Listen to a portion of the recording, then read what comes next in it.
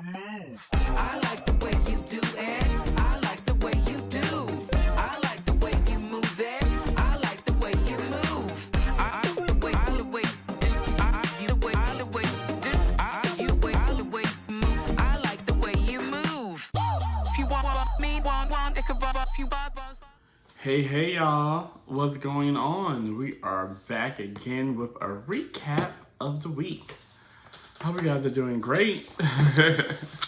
I am. It's been a long week, guys. We've been talking about the Diddy trial since Monday. You know, it officially kicked off last Monday, and a lot has transpired against Diddy, Cassie, the trial, and where we all stand. I know a lot of people are like, they haven't proven the case of prosecution. Oh, the defense is weak. They don't have what's going on. They just are prolonging, blah, blah, blah. But we have to understand that we're still in the first week of what's happening. So due to us still being in the first week of a, 8 to 10 week trial, because I think the trial is not technically scheduled to end until July 4th or somewhere around that time frame.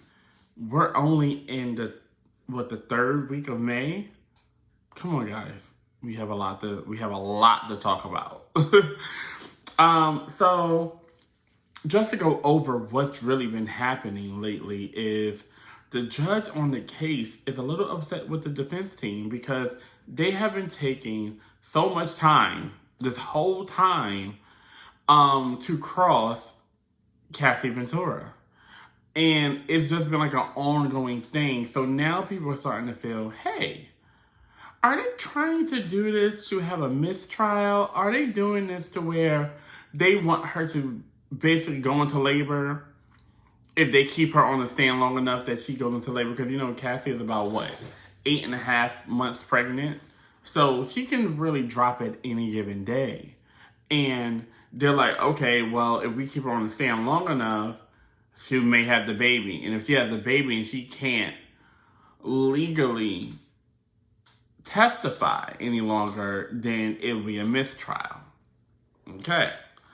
But Cassie did wrap up her court appearance this past Friday. And she will no longer be on the stand after this week. So that did not work on the defense side of things. A couple of things that they did go over from the prosecution and the defense is about Cassie's quote-unquote rehab stint, right? So the defense tried to make it seem like Cassie was in a rehab for her drug addiction, love addiction, and sex addiction, and Cassie was like, no, I wasn't there for that. I was there for a memory treatment to recount the memories and the trauma that I have been with. Because if you don't know, Cassie was actually writing a book about her relationship with Sean P. Diddy Combs. Now, this is all still alleged because we do not have the book or anything like that. But she was stating that she was in the memory treatment to recount her memories, and they were going through different various treatments that this actual facility that she was at was their brainchild. Like, that's what they were good at. That was their expertise. So there was just a lot of back and forth about that.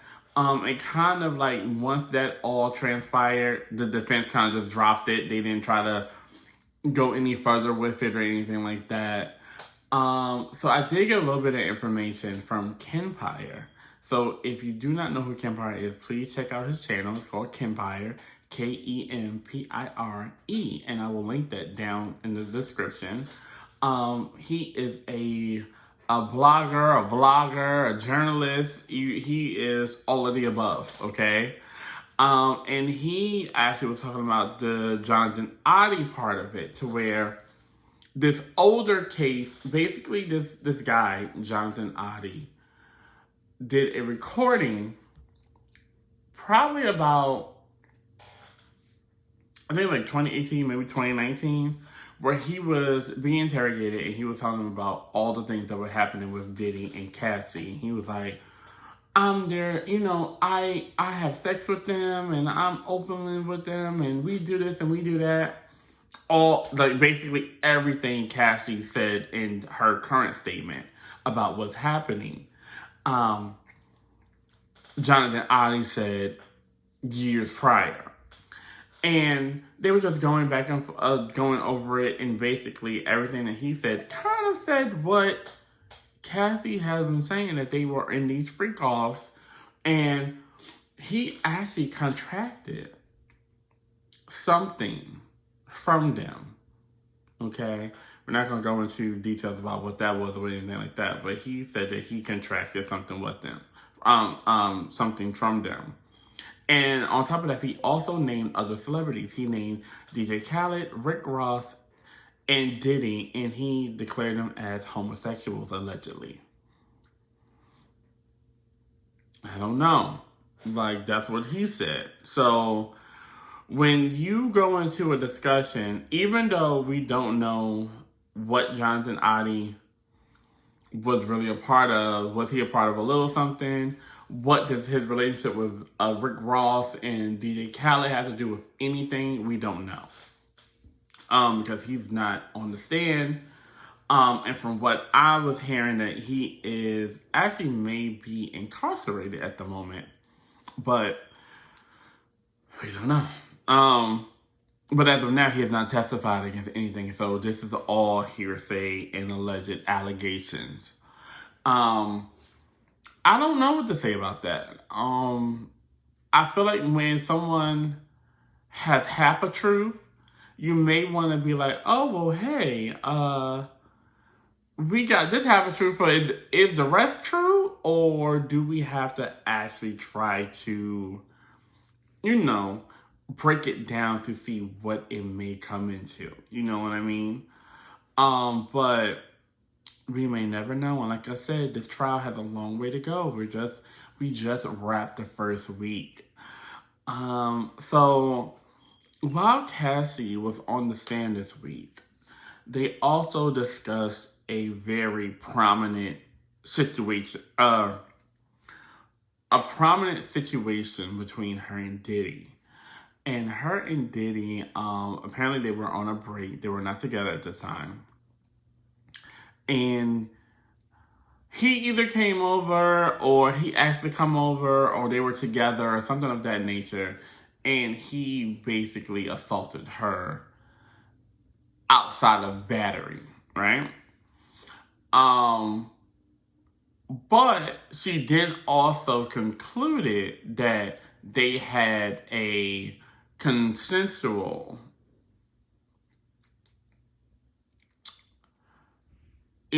episode after that took place. So I feel like what they're trying to do now is trying to be like, okay, you said that this guy did this horrific act to you, but then you still went back to them to still be intimate with them and to possibly have a relationship with them.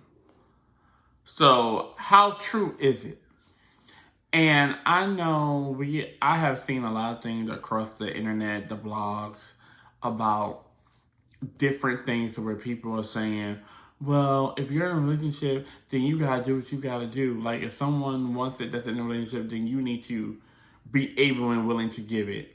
If not, it may get taken. I will never understand that aspect of it. I feel like if you are in a relationship and you know somebody, or you're with somebody and they're like, well, hey, I want to be with you, but this ain't gonna happen at this time frame. Or, hey, let's do da da da at another time. And then they try to not take it from you, but try to manhandle you or put you in a situation to where you're uncomfortable. That's not okay. I don't care if you're married to them. I don't care if you're dating them. I don't care if you have 5 kids with them. No is no. And if you have to forcibly take it, that's not okay at all. So we kind of went back and forth with that. And then one of my favorites, from Danny Kane, was able to take the stand today, and that is Dawn Rashad. Now Dawn was on the stand very, very, very, very briefly. She was only on there for probably less than 20 minutes. Because by the time Cassie was relieved of her testifying, it was probably like after 4. By the time they brung Dawn on, it was even closer to like 4:30 something. And then as they started the process of asking her questions, it was time for her to go. So she was just on there to basically go over the different times that she saw Diddy do something to Cassie and also something to her. But we didn't get into the aspect of it. So by the time Dawn started to talk about it, it was over. And the judge is not playing. He's like, okay, it's 5 o'clock. All right, y'all. Jurors, you're excused. Please have a great weekend. We will see you again on Monday. Attorneys, we're good. All right, see you guys on Monday. He was out. He's not playing. I don't know if the judge has a family or if he's like, I'm going out to go party this weekend. I don't know. But he is like, I'm on time. Like, no, we're not singing past this time. We're not doing this. But I understand because I'm salary. So I get it when you're like, oh, everybody else under me, y'all are hourly. Y'all get overtime. I don't get overtime. I'm not staying here to do this. I'm not staying here to do that. No. I get it. I definitely get it. The judge don't have billable hours. He's getting the same amount he's going to get if y'all stay in the courtroom to midnight or not. He's going to get the same amount of money, right? So that kind of wraps up what happened with Diddy this week. Just coming to a closure of what took place and everything. So we're kind of on the tailspin where like next week, what's going to happen? Like next week, we're like 85% sure that Dawn Rashad is going to take the stand and continue her testimony. We do not know what that holds for the other witnesses. Apparently at 5 p.m. today, which is Sunday, they were supposed to hand over the list of all the witnesses and people that may be a part of the trial to the judge. We probably won't get that information. That'll probably come out a little bit later, or as the trial goes on, we'll find out. But as of right now, we don't know. So that's about it for the Diddy trial. I don't know where it's going to go. I'm very in the middle of which way I'm leaning towards. It could be Diddy may end up with a mistrial. Who knows? But if you have a mistrial, I'm pretty sure they can still come after you if they want to later on down the line. It's not like you've been convicted and acquitted of it. It was just a mistrial. So that can go, either way. So in other news, Chris Brown has been arrested in London due to a fight that he had way back in, I think it was, I want to say 2023. Please forgive me if I'm wrong. And that's what they're stating, that he was arrested. That's come from several reports on social media. And excuse me. I blame his team. I blame the team because if you know there was an altercation with him in this country years prior, why would you have him go back to this country where you know there could be a pending case against him? So now it's looking like Chris is being held there without bail until June 13th. Chris' European tour dates were supposed to start on June 11th. June 8th in Amsterdam. June 8th in Amsterdam. And then he also had 2 dates in Germany, one on June 11th and one on June 13th.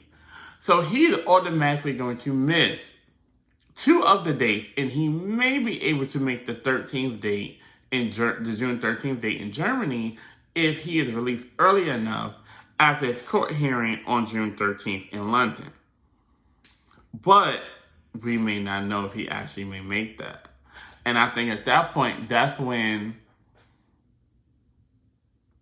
the team should have been aware of what's happening. If you know what incident occurred over there, then you should have been very well versed in what would happen. You know, these tour dates are planned months in advance. You know, if this was a situation where he had to be there prior to have a court date or whatever the case may be, then he could have done that. So he could have actually been like, okay, I got a court date here. My tour starts, June 8th.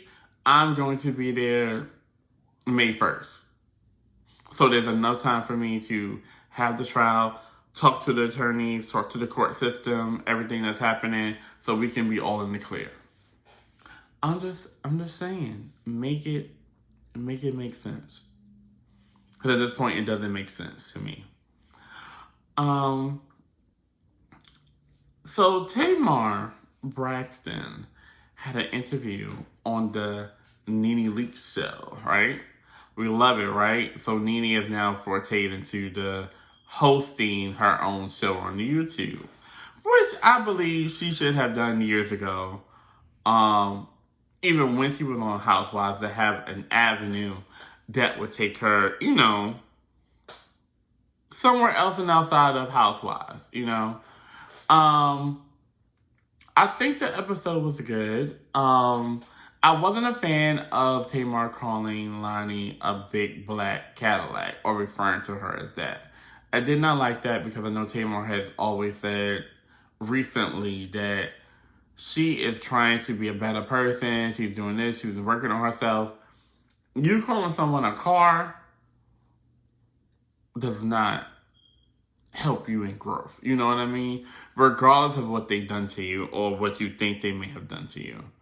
So that was pretty much the week. The week was a little uneventful. Not Trey. Tory Lanez was injured. He was attacked in prison this past week, and a lot of things are now starting to come out about this Tory Lanez, Kelsey versus Meg Thee Stallion, situation. And I'm not going to talk on it so much now because we still don't know what's really taking place. But I'm pretty sure in the next week or two, we'll know a lot more information. So until then, please like, subscribe, hit that notification bell, okay? And follow me so you know when I post a new video or when I'm live, I did say a couple of videos back that I would be going live, in the upcoming weeks or months. And I would love for you guys to chat with me. So even if you can't make a live, comment down below. I will respond. I will try to get to your message. So until then, have a great time. And I don't know if I said it earlier. I probably didn't because like I said, this week is me getting accustomed to being a content creator, and it's been hectic because I do work a full-time job. So, please, this is Hot Topics with JadenOneal, and we're going to have a great time here. And I want to hear your feedback. I want to know the things that you may want me to improve on or work on, if you want me to cover a different topic or what you want me to do with certain things. I'm willing to hear you, okay?